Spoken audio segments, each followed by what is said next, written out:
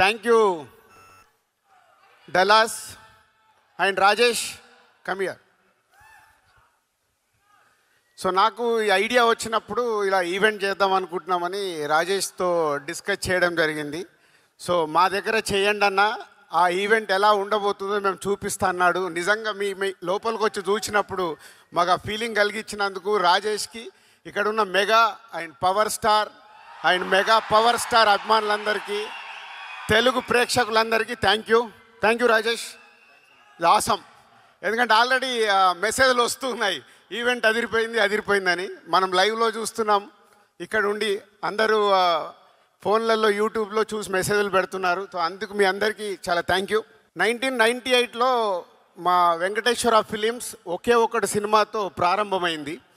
So అప్పుడు first నేను శంకర్ గారిని కలవడం, అది ఎప్పుడంటే సినిమా రిలీజ్ అయ్యాక 100 Days షీల్డ్ చంద్రబాబు గారు అండ్ శంకర్ గారు చేతుల మీద తీసుకున్నా. It's a memory for me. అలా ఒకే ఒకటి నుంచి డిస్ట్రిబ్యూటర్గా కంటిన్యూ అవుతున్నప్పుడు ఎన్నో సినిమాలు శంకర్ గారి చూస్తూ ఉన్నాం. వైశాలి అని మళ్ళీ తెలుగులో వారు నీరమని ఈరమన్ తమిళ్లో తీసిన సినిమాని తెలుగులో రిలీజ్ చేయమని అడిగారు. సో ఆ రోజు నాకు ఇస్ అ బ్యూటిఫుల్ మెమొరీ అన్నట్టు. నేను ముందు కూర్చొని సినిమా చూస్తుంటే నా వెనకాల శంకర్ గారు ఒక ఆడియన్ లాగా వెనకాల కూర్చొని నాకు సినిమా చూపించాడు. Sir that for ever my memorable moment. ఒక లెజెండరీ డైరెక్టర్ ముందు కూర్చొని నేను సినిమా చూశానని. అలా జర్నీ చేస్తున్న మాకు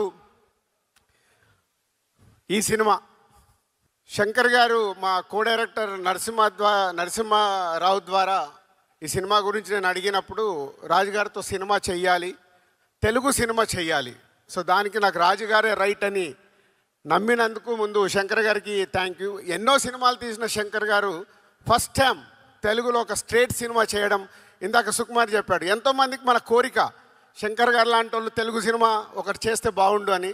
అది ఈ సినిమా ద్వారా మా సంస్థకు అవకాశం రావడం. It's a very happy sir, thank you. ఈ సినిమా అనుకున్న తర్వాత RRR షూటింగ్లో నేను చరణ్ గారిని కలవడం జరిగింది. చరణ్ గారిని కలిసినని చెప్పినప్పుడు న్యాచురల్గా RRR తర్వాత శంకర్ గారి సినిమా అంటే ఒక గ్లోబల్ స్టార్కి ఎలా ఉంటుంది పోతే అది మీరు జాన్ 10th రోజు చూస్తారు, అది మీకు తెలియదు. జాన్ 10th రోజు చూస్తారు కాబట్టి ఆ రోజు అర్థమవుద్ది. సో అలా శంకర్ గారితో జర్నీ స్టార్ట్ అయిన తర్వాత ఈ కథను అనుకోవడము, చరణ్ గారు ఈ సినిమాకి రావడం, చాలా 50 సినిమాలు అయిపోయాయి. 50వ సినిమా ఒక స్పెషల్ కావాలి. ఆ వెంకటేశ్వర స్వామి మాకు కలిగించినట్టుగా నేను ఇంత భారీ బడ్జెట్తో ఎప్పుడు సినిమాలు తీయను, చాలా జాగ్రత్తగా సినిమాలు తీస్తాను. ఫస్ట్ టైం 50th ఫిలిం ఒక భారీ బడ్జెట్, ఒక పాన్ ఇండియా ఫిలిం, ఒక గ్లోబల్ స్టార్తో తీయడం అనేది అది శంకర్ గారు ఇచ్చిన మాకు అవకాశం. సో ఆ జాన్ 10th కోసం ఇవన్నీ పట్టుకొని కూర్చున్నాను. ఒక జర్నీ స్టార్ట్ అయిన తర్వాత చాలా కోవిడ్ వచ్చింది, మళ్ళీ షూటింగ్ మొదలైంది, కోవిడ్ వచ్చింది. ఇందాక మీరు దోప్ సాంగ్ చూసారు, అందరు మాస్క్లు వేసుకొని ఉన్నారు. సో అలా big journey about game changer with Shankar గారు. Sir thank you.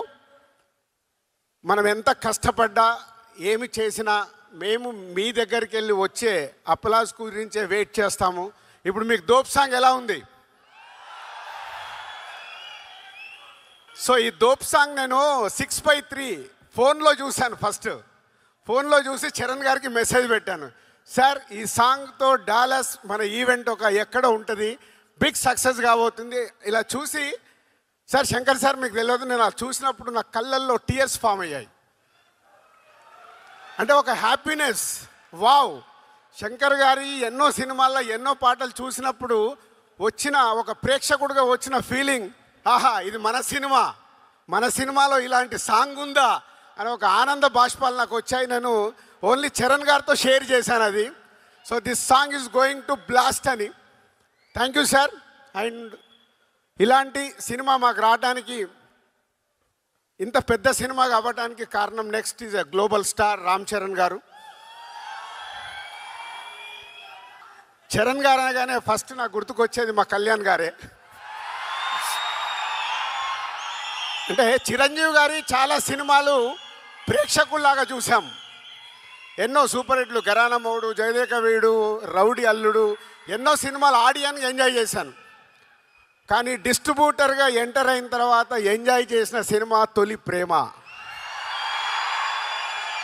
సో అక్కడ మెగా ఫ్యామిలీతో చిన్న బాండేజ్ స్టార్ట్ అయింది నాకు. ఇక అక్కడి నుంచి మీ అందరికీ జర్నీ తెలుసు. ఒక ఖుషి, గబ్బర్ సింగ్, ఇలా ఎన్నో సినిమాలు. కళ్యాణ్ గారితో సినిమా తీయడానికి చాలా టైం పట్టింది, అది కూడా కంప్లీట్ చేశాను Vakeel సాబ్తో.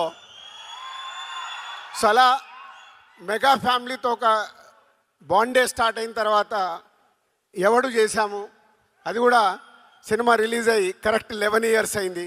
2014 Jan 14th cinema release చేస్తాం, అది సంక్రాంతికి.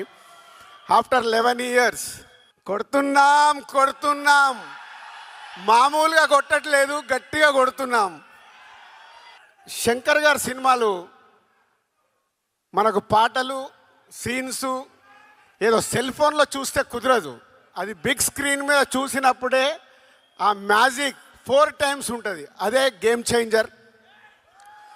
అంటే శంకర్ గారు ఒక్కొక్క పాటని డిజైన్ చేసిన విధానం, మచ్చా మచ్చా, అటు వైజాగ్ షూటింగ్, ఇటు అమృత్సర్లో షూటింగ్, 300 మంది డ్యాన్సర్లు, ప్రతి సాంగ్ని శంకర్ గారు డిజైన్ చేసుకుంటారు. ఓకే, ఈ సాంగ్ నేను ఇలా తీయాలనుకుంటున్నాను.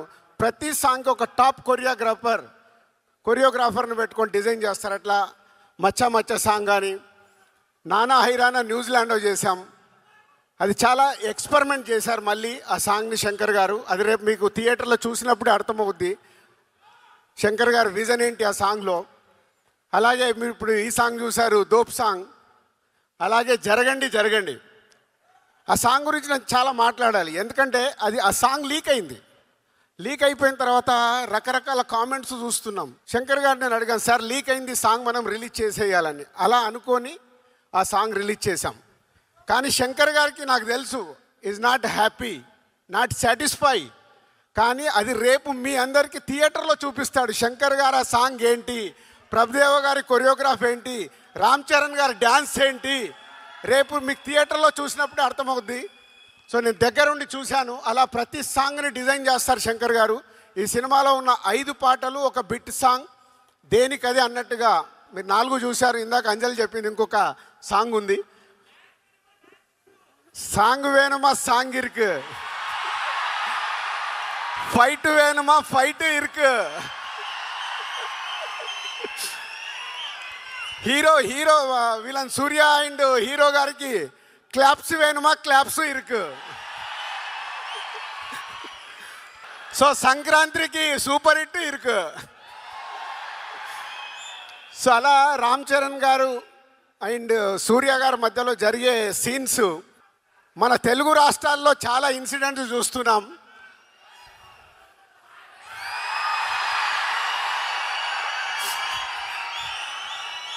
రేపు రెడీగా ఉండండి, పేపర్లు పెట్టుకోండి, జనసేన అవి పెట్టుకోండి.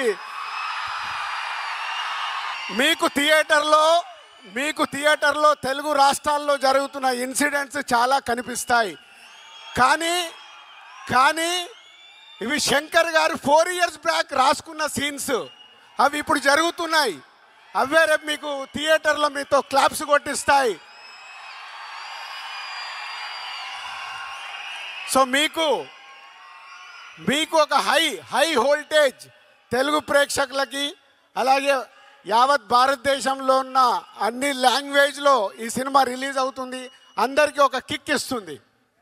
అలాగే మై టెక్నీషియన్స్ తమన్, శంకర్ గారి శిష్యుడు. ఇందాక అందరం చూసాము, ఒక్కొక్క సాంగ్ని డైరెక్టర్ గారితో కూర్చొని డిజైన్ చేశారు సౌండ్ పరంగా. విజువల్స్ శంకర్ గారు ట్వీట్. చాలా తిరు గారు and editors and other cost and crew ఈ సినిమా కోసం చాలా కష్టపడ్డాం. ఇది బిగ్ జర్నీ. ఆ జర్నీ ఎలాంటిదంటే స్టార్ట్ అయిన దగ్గర నుంచి జనవరి 9 వరకు వదిలిపెట్టకుండా నడిపియాల్సిన బాధ్యత నాది. నడిపిస్తూనే తీసుకొస్తున్నాను. అలా నా వెనకాల ఉన్నందుకు టీం అందరికీ హ్యాట్స్ ఆఫ్. ఎక్కడ కూడా ఆ ఎనర్జీలు వదిలిపెట్టకుండా లేదు, శంకర్ గారు అనుకున్న సినిమా రావాలి. ఎందుకంటే హీరోలకి, డైరెక్టర్లకి, ప్రొడ్యూసర్లకి అందరికీ సక్సెస్లు వస్తాయి, ఫ్లాప్స్ వస్తాయి. ఇండస్ట్రీలో చూడండి కాదు, కొట్టినప్పుడే దాని వర్త్ తెలుస్తుంది. అలా ఈ సినిమాని పట్టుకొని నడిపించారు శంకర్ గారు ముందుండి. మొత్తం టీం అందరూ ఆ ఎనర్జీతో ఇంకా వర్క్ చేస్తున్నారు. జాన్ 10th మీకు ఒక అద్భుతమైన సినిమా చూపించడానికి దానికి హోల్ టీమ్కి ప్రత్యేకంగా thank you very much, thank you. And specially Dallas thank you. First ఒక తెలుగు సినిమాకి ఇందాక అనిల్ సుంకర గారు చెప్పారు, ఫస్ట్ ఒక తెలుగు సినిమాకి ఇలాంటి ఈవెంట్ చేయడం మళ్ళీ ఈ గేమ్ చేంజర్తోనే గేమ్ చేంజ్ అయింది. ఎందుకంటే అంతా మీరే చేశారు సుమా గారు, అంతా వీళ్ళే చేశారు, అంతా మీరే చేశారు.